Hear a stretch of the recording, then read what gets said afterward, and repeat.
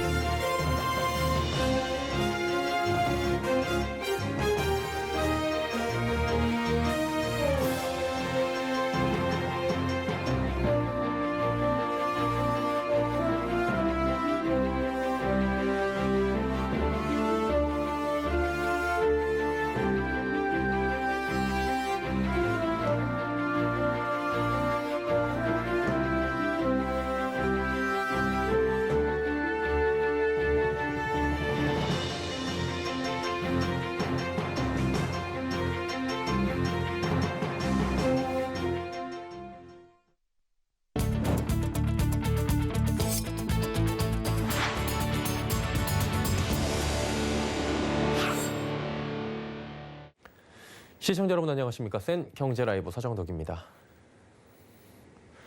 최근 박스권에 갇혀 답답한 모습을 보이던 국내 증시가 미국 경기 정상화 기대감, 또 코로나19 확진자 감소 등의 호재에 반응하며 3,200선에 근접했습니다. 한 주간의 증시 흐름 앵커 리포트에서 정리해드립니다. 오늘 코스피 코스닥 양시장은 기관과 외국인의 쌍끌이 매수세에 3,180선을 회복했습니다. 최근 이어진 글로벌 증시 훈풍에도 지지부진하던 시장이 반응을 보인 겁니다. 이번 주 레이얼 브레이너드 연방준비제도 이사와 제임스 블러드 세인트루이스 연방은행 총재, 또 라파엘 보스틱 애틀랜트 연은 총재는 현재 연준의 완화적 통화 정책을 지지하며 시장의 테이퍼링과 인플레이션 우려를 잠재웠습니다. 지난 6월 19일 이후 처음으로 미국 코로나19 7일 평균 신규 확진자 수가 2만 5천 명 아래로 떨어졌고 미국 인구의 절반 이상이 최소 1회 이상 코로나19 백신 접종을 마쳤다는 소식이 전해지며 경기 회복 기대감이 커졌습니다. 이에 이번 주 코스피는 1.02% 오르며 3,188.72포인트의 거래를 마쳤고 코스닥은 3.07% 회복하며 977.46포인트의 장을 마감했습니다. 지난주 대비 외국인의 매도세가 줄어든 가운데 기관의 매수세가 더해졌습니다. 한 주간 수급 동향을 살펴보면 코스피는 개인이 차익 실현에 나선 가운데 외국인이 전주 대비 매도량을 줄였고 기관이 대량 매수에 나섰습니다. 코스닥 역시 개인이 매도한 가운데 기관과 외국인이 매수하며 시장 상승을 견인했습니다. 증권사들의 삼성전자 목표가 하향에 주가 변동성이 커졌습니다. 특히 10만 원 아래로 목표 주가를 내려잡는 증권사들이 늘어나며 삼성전자의 주가는 주중 한때 7만 8천 원대까지도 밀리기도 했습니다. 삼성전자 변동성 확대에 관련주가 동반 약세를 보이기도 했습니다. 지난주 진행된 한미 정상회담에서 양국 간 원전 사업 공동 참여를 포함해 원전 시장 협력 강화 소식이 전해지며 원전 관련주가 강세를 보였습니다. 이에 두산중공업, 한전 KPS 등이 상승세를 이어갔습니다. 증권업계는 주식시장에 악재로 작용하고 있는 테이퍼링과 원자재 가격 급등 등의 우려가 경감되며 변동성이 낮아질 것으로 전망합니다. 특히 소재 산업재에서 소비재, 서비스업으로의 업종 순환매를 언급하며 IT와 자동차, 면세점, 카지노 업종에 대한 관심을 덧붙였습니다. 서울경제TV 서정덕입니다. 불가리스 사태로 역풍을 맞은 남양유업이 사모펀드에 매각됐다는 소식에 상한가로 직행했습니다. 이날 남양유업은 전거래일 대비 29.84% 오른 57만 원에 장을 마쳤습니다. 남양유업은 최대 주주인 홍원식 전 회장 일가의 지분 53.08%를 3,107억 원에 사모펀드 한행컴퍼니에 양도하는 계약을 체결했습니다. 남양유업은 2013년 대리점 갑질 논란, 또 밀어내기 등으로 기업 이미지가 추락한 데 이어 최근 불가리스 사태까지 연이어 악재가 터지자 회사 매각을 결정한 것으로 분석됩니다. 수도권 아파트값 강세가 계속되고 있습니다. 특히 중저가 아파트가 많아 저평가됐던 지역들이 키 맞추기에 나서며 상승세가 꾸준하게 이어지고 있는데요. 설석용 기자입니다. 수도권 저평가 지역들이 키 맞추기에 나서면서 아파트값 강세가 지속되고 있습니다. 부동산 114에 따르면 이번 주 서울 아파트 매매 가격은 0.10% 올라 전주와 비슷한 흐름을 보였습니다. 재건축 아파트가 0.20% 변동률로 전주보다 상승폭이 커졌고 일반 아파트는 0.08% 올랐습니다. 서울은 4주 연속 25개 자치구 모두 상승했는데 지역별로는 노원구와 강서구, 구로구 등이 높은 상승률을 보였습니다. 정비사업 이슈와 더불어 중저가 아파트 밀집 지역 위주로 오른 겁니다. 전반적인 어떤 개발에 대한 기대감, 그리고 이제 주택시장이 공급 확대 측면으로 일단은 정부도 그렇고 기조가 바뀌었잖아요. 그렇기 때문에 비강남 쪽에서도 공급 확대를 위해서 뭔가 이제 사업들이 이루어질 수 있다라는 이제 기대감들이 작용을 하고 있는 거죠. 경인 지역에서는 시흥과 인천 등 교통 호재가 있는 곳들이 상승세를 이끌었습니다. 특히 시흥은 경기 지역에서 매매값과 전세값이 모두 가장 많이 뛴 지역으로 조사됐습니다. 한편 전세 시장도 상대적으로 저렴한 서울 강서구와 노원구를 필두로 광진구와 강북구가 크게 뛰었습니다. 적게는 500만 원에서 3천만 원까지 전세가가 오른 것으로 나타났습니다. 서울경제TV 설석영입니다. 당정청이 세종시 아파트 공무원 공급 사태와 관련해 공무원 특별공급 제도를 전면 폐지키로 했습니다. 더불어민주당과 정부, 청와대는 오늘 오전 국회에서 열린 당정청 협의회에서 이같이 결정했습니다.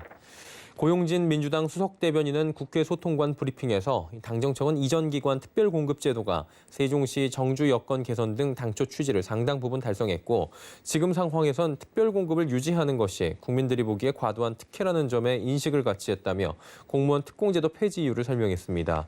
고 수석대변인은 정부는 관련 제도를 신속하게 개편하는 한편 이번 사태를 촉발한 관평원에 대해서도 조사를 조속하게 하고 위법 사례가 발견되는 경우 수사를 의뢰하는 등 엄정 조치를 취할 계획이라고 말했습니다.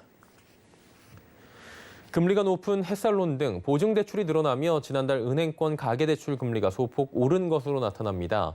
한국은행 금융기관 가중평균 금리 통계에 따르면 4월 은행 전체 가계대출 금리는 3월보다 0.03%포인트 오른 2.91%로 15개월 만에 가장 높은 수준을 기록했습니다. 주택담보대출 금리는 2.73%로 최고 수준을 2달 연속 유지했는데 보증대출 금리가 2.73%로 0.06%포인트나 뛰며 전체 가계대출 금리 상승을 이끌었습니다. 한국은행 관계자는 지난달 보증대출로 분류되는 햇살론 비중이 늘어 금리가 상승했다며 일부 사업장의 고금리 이주비, 중도금 대출이 실행된 영향도 있다고 설명했습니다. 정부가 승용차 개별 소비세 30% 인하 정책을 연말까지 연장키로 했습니다. 애초 승용차 개소세 인하는 다음 달 말 종료될 예정이었는데 내수 진작을 위해 6개월 더 연장한 겁니다. 홍남기 부총리 겸 기획재정부 장관은 정부 서울청사에서 제36차 비상경제 중앙대책본부 회의를 열고 이같이 밝혔습니다. 승용차를 구입하면 개소세 5%에 더해 교육세와 부가가치세가 붙는데 정부는 소비 진작을 위해 개소세를 3.5%로 30% 인하하는 정책을 한시적으로 펴왔습니다. 3천만 원짜리 승용차를 구매한다고 가정할 경우에 약 45만 원의 할인 효과를 보는 셈입니다.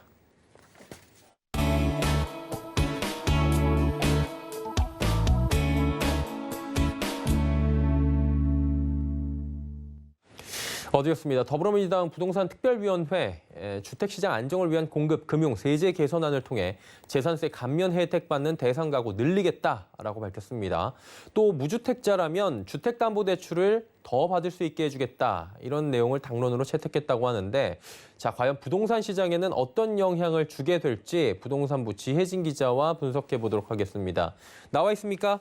네, 안녕하세요. 예, 보궐선거 영향이다 뭐 이런 얘기도 있는데 이 부분은 차치하고요. 어쨌든 간에 금융세제 완화책이 이번에 포함되어 있습니다. 근데 이제 뭐 무주택자나 1주택자에 한한 거고 LTV 한도 높여주고 재산세 감면해준다 뭐 이런 내용이 골자인 것 같은데 자세하게 좀 설명해 주시겠습니까? 네, 어제 6억 원에서 9억 원 구간에 해당하는 주택의 재산세율을 3년간 0.05% 감면해주기로 했는데요. 재산세 과세 기준이 당장 6월 1일부터 확정되는 점을 고려해 재산세를 먼저 결정지은 것으로 보입니다. 9억 원까지 확대하면 대상주택은 전국 44만 가구로 가구당 평균 18만 원가량 세부담이 줄어드는 것으로 보입니다. 또 무주택자의 LTV도 현재보다 10%포인트 완화해 최대 70%까지 허용한다는 방침입니다. 다만 양도세와 종부세는 아직 결론이 나지 않았습니다. 양도세는 1주택자 비과세 기준을 현행 9억 원에서 12억 원으로 상향하는 안이 검토되고 있는데요. 의총 반대에 부딪혔습니다. 종부세도 부동산 특위 내에서는 공시가격 상위 2%에만 부과하자는 주장이 나왔지만 반대 의견이 높아 결정짓지 못했습니다. 양도세, 종부세와 관련해서는 추후 공청회나 전문가 협의를 통해서 현행대로 유지하거나 특이안을 중심으로 6월 중 대안이 나올 것으로 보입니다. 특히 종부세 부분에 대해서는 지금 여러 가지 의견이 나오고 있는 것 같은데 전문가들은 지금 어떻게 봅니까? 네, 일단 종부세 관련해서 함영진 직방 빅데이터 랩장은 정부와 여당 모두 종부세 관련 추가 과세 강화에 제동을 거는 등 세부담을 다소 낮추거나 상한을 두는 것으로 보인다며 세부담과 관련해서는 어느 정도 숨을 고를 것이라고 전망했습니다. 함랩장은 무주택 세대주에 대한 규제지역 LTV 완화에 대해서 긍정적으로 평가했는데요. 다만 이로 인해 주택가격 안정이 어려울 수 있다고 우려했습니다. 함랩장은 최근 중저가 지역의 최고가 경신이 지속되고 있는 경기, 서울, 인천, 대전, 대구 등지를 중심으로 실수요자 유입이 이어질 수 있다며 중저가 지역의 가격 강세가 지속될 수 있다고 지적했습니다. 1주택자까지는 양도세 비과세 기준 금액이 9억 원에서 12억 원으로 상향되고 재산세도 6억 원에서 9억 원까지는 경감돼 과세 부담이 낮아지기 때문인데요. 특히 최근 다시 상승폭을 키우고 있는 집값을 잡기 위해서는 양도세율을 낮추지는 못하더라도 중과 유예를 해야 한다는 목소리도 나옵니다. 전문가 의견 들어보시죠. 지금 공급하는 공급 대책 같은 경우는 전부 좀 먼 미래에 공급될 이야기들이고 지금 다주택자들이 갖고 있는 일단 매물이 나와야 되는 상황이잖아요. 그래서 사실 종부세도 종부세지만 이제 고객들 이제 그 보유하고 있는 분들 얘기를 들어보면은 종부세 때문에 팔까 하다가 사실 양도세 때문에 못 판다는 얘기를 많이 하시긴 하세요. 이뿐만 아니라 양도세와 관련한 안을 결정짓지 못한 데에 대해 매물 잠김이 앞으로 심화할 수 있다는 우려도 나오고 있습니다. 민주당은 오는 30일 이 같은 내용을 토대로 고위 당정협의회에서 정부와 최종안을 만든다는 계획입니다. 예, 오늘 말씀 여기까지 듣도록 하겠습니다. 부동산부 지혜진 기자와 함께했습니다. 수고하셨습니다.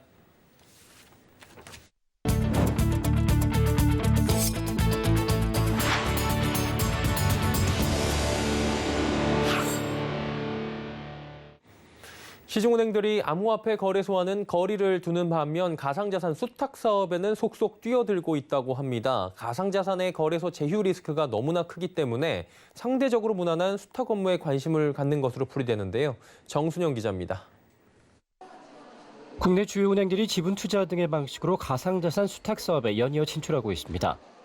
KB국민은행은 지난해 11월 블록체인 기업 해치랩스 등과 손잡고 가상자산 관리 기업인 한국디지털에셋을 세웠습니다.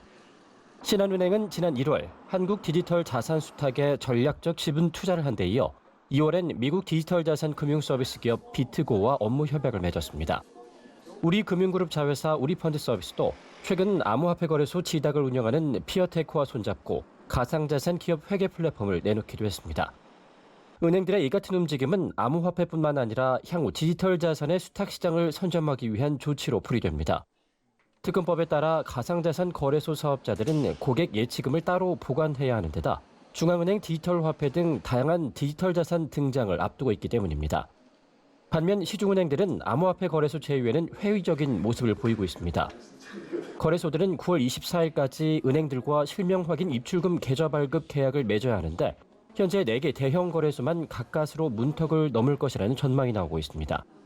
가상자산 산업의 성장 가능성은 확실하지만 자금 세탁 방지 등 사고가 나면 은행들이 국내는 물론 해외 비즈니스에서 치명상을 입을 수밖에 없기 때문입니다.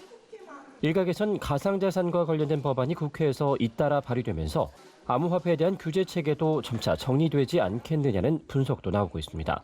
서울경제TV 정순영입니다.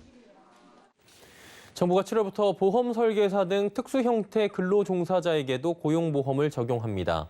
정부는 오늘 정부 서울청사에서 혁신성장 전략 정책 점검 회의를 열고 이같이 밝혔습니다.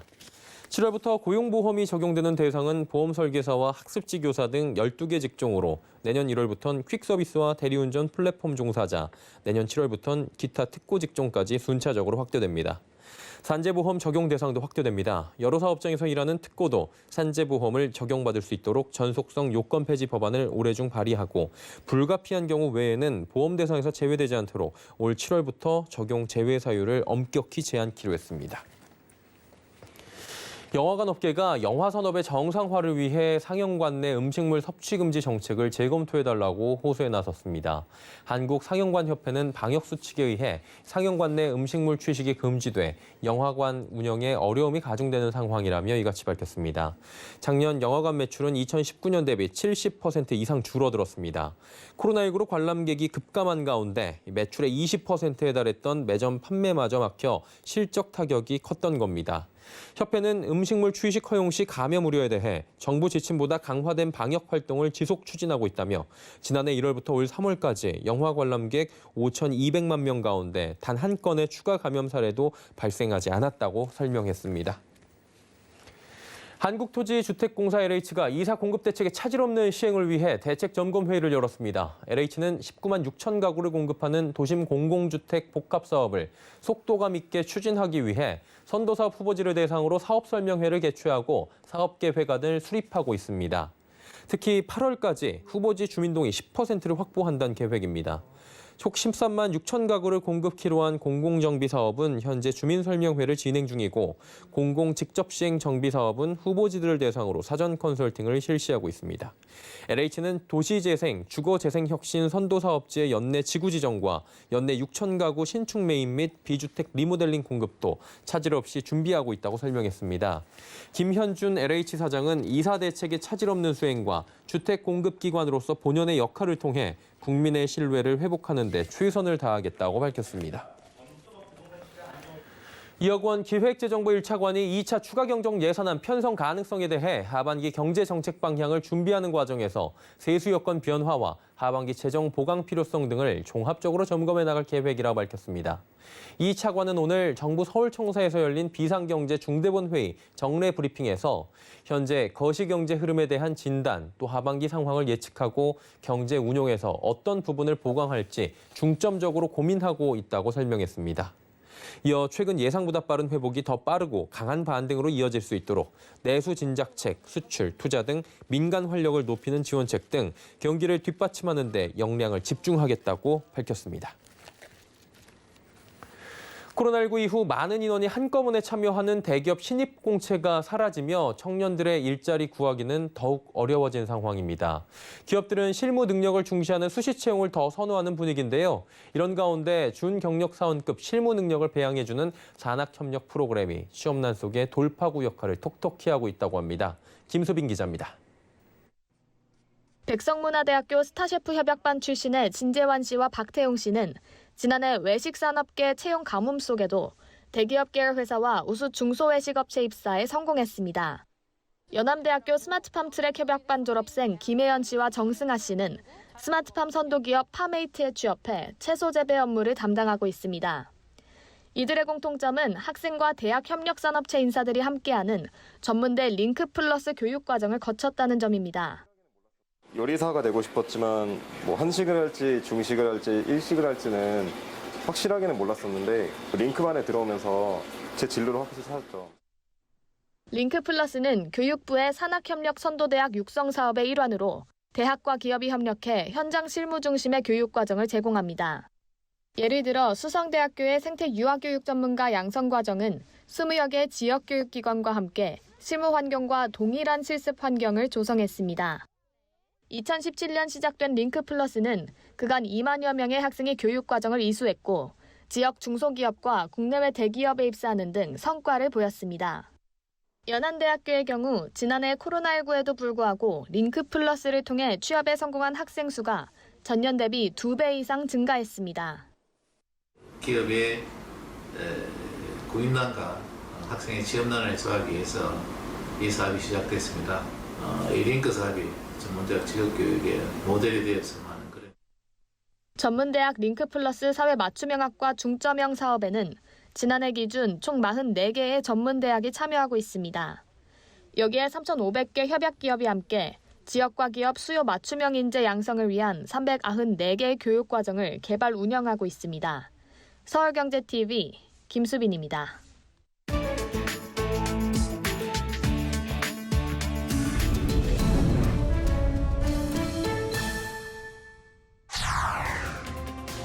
조 바이든 미국 대통령이 코로나19 기원에 대한 정보 당국의 검토가 끝나면 보고서를 공개할 것이라고 밝혔습니다. 바이든 대통령은 현지 시간으로 27일 취재진이 90일간의 코로나19 기원 검토에서 어떤 결과를 예상하느냐고 묻자 알고 있다면 검토를 요청하지 않는다며 모른다고 답했습니다. 이어 90일 후 검토 보고서 전체를 공개한다고 약속할 것이냐는 질문을 받자 그렇다고 답했습니다. 다만 내가 알지 못하는 무언가가 있는 게 아니라면이라는 전제를 달았습니다. 바이든 대통령은 전날 코로나19의 기원과 관련해 미 정보당국의 판단이 엇갈리고 있다면서 추가 검토를 통해 90일 이내에 다시 보고하라는 지시를 내렸습니다. 한편 중국은 이미 조사가 마무리된 것이라고 반발하고 있습니다. 갈라파고스 제도에서 2019년 발견된 거대한 거북이가 100년 전 멸종된 것으로 간주된 종이라는 사실이 확인됐습니다. 갈라파고스 국립공원은 이 종을 구하기 위해 더 많은 개체를 찾기 위한 탐험을 준비하고 있습니다. 이 거북은 2년 전 갈라파고스 국립공원과 보존소에 공동 탐험 중 발견됐습니다. 그 후 예일대학의 과학자들은 이 거북이 100년 전에 멸종된 것으로 여겨졌던 첼로노이드리스 판타스틱스 종인 것으로 확인했습니다. 19세기 영국의 과학자 찰스 다윈의 진화론의 기초가 된 갈라파고스 제도에는 많은 종류의 거북이들이 살고 있습니다. 갈라파고스 국립공원 자료에 따르면 다양한 종의 거대한 거북이들의 개체수는 현재 6만 마리로 추정됩니다. 롤스로이스 모터카가 독립부서로 출범한 코치빌드의 첫 번째 모델 보트테일을 공개했습니다. 롤스로이스는 주문 제작에 인기에 힘입어 보다 희소성이 있는 서비스를 위해 코치빌드 독립부서를 출범시킨 바 있습니다. 코치빌드는 소비자가 설계, 디자인, 엔지니어링 등 각 단계에 참여해 세상에 단 하나뿐인 맞춤형 차량을 생산합니다. 롤스로이스 관계자는 보트테일은 현대 선박 디자인에 대한 신미안을 공유한 최상위 고객 3명을 위해 최고급 수공예로 제작됐다며 세대의 보트테일은 공통된 바디에 각 고객의 취향을 반영했으며 4년여에 걸친 고객과의 협업 끝에 완성됐다고 설명했습니다. 실제로 롤스로이스는 보트테일만을 위해 1813개의 새로운 부품을 만들었습니다. 러시아 최대 대부업체인 스베르뱅크의 자회사인 스베르오토텍이 완전 자율주행차 플립을 공개했습니다. 스베르오토텍은 이 자율주행차를 미래의 택시라고 표현했습니다. 플립의 외형은 기존 승용차 크기지만 엔진룸이 없고 운전석도 따로 필요 없어 6명의 승객이 탑승할 수 있습니다. 또 플립은 교체형 배터리를 탑재해 천연가스와 수소 등 다양한 형태의 대체 연료 전력도 활용할 수 있다고 회사 측은 설명했습니다. 스베르오토텍은 5분 안에 교체할 수 있는 배터리 레이아웃을 구성했다며 기존 전기 자동차가 재충전하는 시간과는 비교가 안 된다고 강조했습니다.